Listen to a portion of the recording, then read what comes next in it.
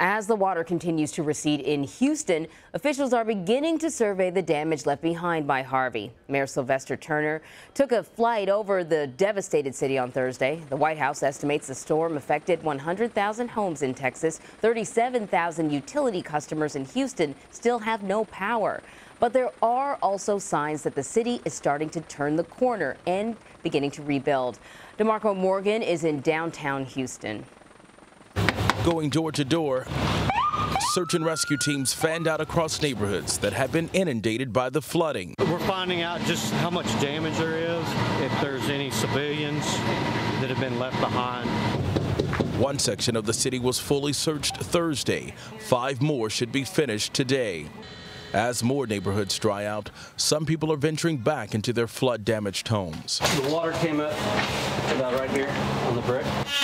They ripped out waterlogged drywall and carpets. Destroyed furniture and debris piled up on the streets. We're out of here. My wife's from San Antonio, and she doesn't want to go through this anymore, and we're done. Calls for help are diminishing. The police department performed just 3 high-water rescues between Wednesday night and Thursday morning. We received about 30 missing persons reports since the storm began. We have cleared 11 of those already. We still have 19 cases that we are still looking for. Houston's airports reopened for commercial flights. Some public transportation services also resumed. The mayor says the Toyota Center shelter will likely be closed by end of day. The people still there will be moved to the convention center, where 8,000 remain, down from a high of 10,000. Don't bet against Houston. Don't bet against Harris County. We're coming back, and we're coming back strong. DeMarco Morgan joins us now from Houston. So, DeMarco, I see that the water is receding, at least in some neighborhoods. You've been in Texas since the very start of Harvey. Can you describe the scene now?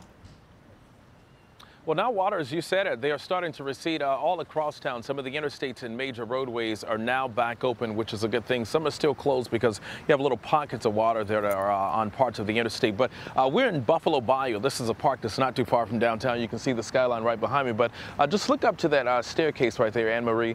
The water was up to the very top, very close to that staircase. And that just gives you a sense of just how high the water was just in this area alone. So again, it has started to recede. It's still a little muddy and messy out here, and officials are warning people, residents now, to be very careful about the water out here, especially when it comes to driving on the roadways. Don't try to drive through any water because it's still extremely dangerous. You may not know how deep it is. Also watch out for wildlife, potential wildlife in the waters, and the chemicals that are also in the water as well, because it can make you sick. Yeah, still so many dangers out there. We saw from your story that people are leaving the shelters. Some of them are starting to clear out, but certainly many people will not be able to go home if they have a home to go back to. So where are they going? Well, right now we're hearing that FEMA and some of the private organizations are making it possible for those evacuees to head to hotels and some of the other places that are shelters. We saw a number of people packing up their belongings, what they could salvage and save from the floods, and make it to some of the hotels that we were standing by downtown near our place where we are staying. And a lot of people are also getting in contact with their relatives. You got to keep in mind the rain was coming down so fast. The flood happened extremely fast as well for people who didn't have an escape plan. So many have been able to get in contact with close relatives or friends that they could just go stay with for a couple of days. So I think for the next couple of days, people will also be trying to find a temporary place to stay with the hopes of returning to their homes. But many homes are damaged or destroyed completely. Yeah. So thanks a lot, DeMarco Morgan. Appreciate your reporting from Houston.